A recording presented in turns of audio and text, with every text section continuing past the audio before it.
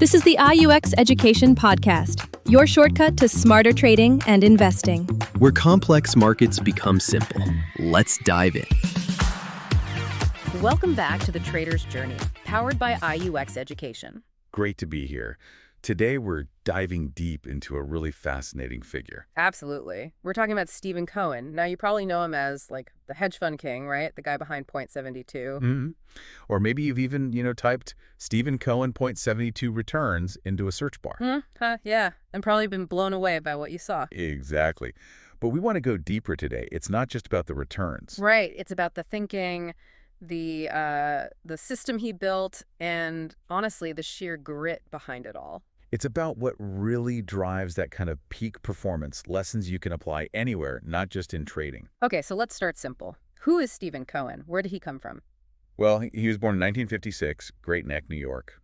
So not exactly the old Wall Street establishment. Right, and I read he was really into poker as a kid. Yeah, and that seems pretty key, actually. Poker, it teaches you risk, reading people, working with incomplete info. Skills that definitely translate to trading. For sure. He graduates Wharton in '78, jumps right in as a junior options trader at Gruntle & Co. And the story goes, he made like $8,000 on day one. That's the legend. Whether it's exact or not, it points to something. Yeah. An immediate knack for it. And knack is putting it mildly. Didn't he end up managing something like $75 million for them pretty quickly? He did. A really fast rise, which, eventually leads him to start his own thing. Which was SAC Capital Advisors, founded in 1992. And SAC was. Well, it was a beast. Hugely powerful, very aggressive hedge fund for like 2 decades. Until the legal troubles hit, which many listeners will know about. Right. But the real story, maybe the more interesting part, is what happened next. The comeback. The comeback is huge. He didn't just, fade away. He built .72 Asset Management. And .72 isn't just SAC rebranded. It's rebuilt. Managing billions, yes, but with a huge focus now on performance, culture, process, ethics too. And those Steven Cohen .72 returns people look up, they're still consistently strong even when markets get choppy. Which really speaks volumes about resilience, about adapting. Okay, so that resilience, that performance, what actually sets him apart? There are loads of smart hedge fund managers out there. What's his secret sauce? Well, one big piece is how he allocates capital. It's this idea of aggressive capital allocation based on edge. Edge. Okay, what does edge mean to him? Is it just a hunch? No, not really a hunch. It's more concrete. Yeah. It's about having a demonstrable, often data-driven information advantage. But give me an example. Think early use of alt data. SAC was looking at satellite images of parking lots, to gauge retail traffic. Yep. Or analyzing credit card data, stuff that wasn't common then. So finding information others don't have or seeing patterns others miss. Exactly. And when a trader shows they have that kind of real edge, Cohen backs them big time. He scales up their capital significantly. Got it. Maximize the bet when you genuinely have an advantage. What else? The structure is interesting too. .72 uses a decentralized alpha generation model. It's a multi-manager setup. Lots of different portfolio managers, each running their own strategies, kind of semi-independently. Okay, so they're all trying to generate alpha, those market-beating returns, in their own niche. Right. And Cohen, he's like the grandmaster overseeing it all, allocating resources, watching the whole board. Makes sense. And that must require a massive amount of data processing. Oh, absolutely. Yeah. Which leads to the third point, an obsession with data. We mentioned the early auth data at SAC. Yeah. .72 has doubled down on that. They even have .72 Ventures, investing in AI, fintech, staying right on the cutting edge of information. So he was ahead of the game, and he's determined to stay there. But it's not just data and structure, is it?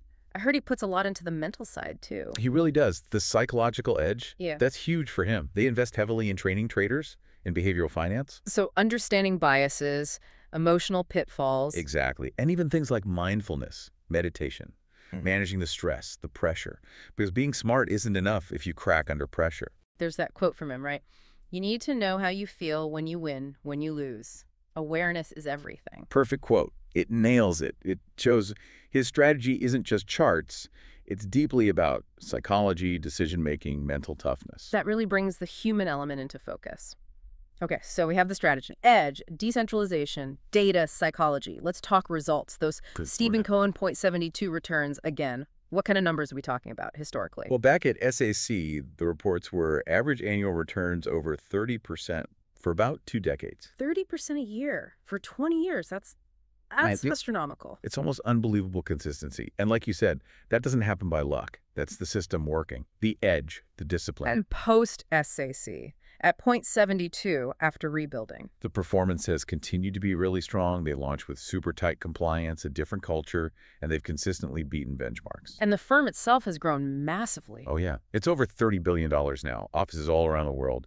It's a major player. And they actively train new talent, too, right? That 0.72 Academy. Yes. It's considered one of the absolute top places to develop elite trading talent globally. So the takeaway is, yeah, the numbers are great, but it's the underlying system, the talent pipeline, the process that makes it sustainable. That's where the magic lives, exactly. Which brings us to a really key question. Why did he succeed, especially with the comeback? What made him thrive where others might have just folded? Great question. I think a few things stand out. First, that relentless focus on talent. He finds it, nurtures it, but also constantly challenges it. Pushing people to keep sharpening their edge. Always. Second, what seems like extreme self-awareness and honesty about performance. You mean like no excuses? Pretty much.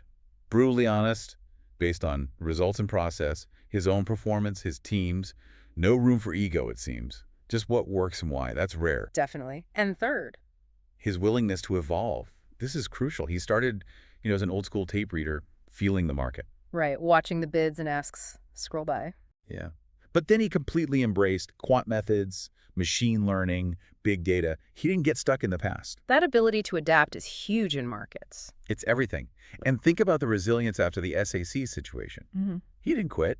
He learned, rebuilt stronger, better risk controls, clearer vision. That's turning a massive crisis into, well, a catalyst for improvement. Exactly. Yeah. There's another quote of his that fits here. If you're not constantly learning, someone else is, and they're coming for your seat. Oof, that's intense, but true. It really captures that mindset. That constant drive to get better is his edge, maybe more than anything else. So looking at the big picture now, what's his legacy? Beyond owning the Mets, beyond the billions, what's his impact on trading? I think in the finance world, his legacy is really the blueprint he created for modern hedge fund management. Also, 0.72 represents this fusion, right?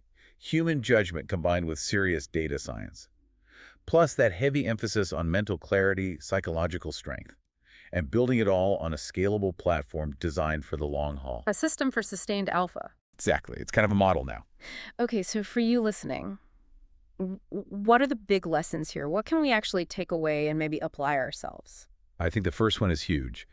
Build a repeatable edge. Don't rely on luck.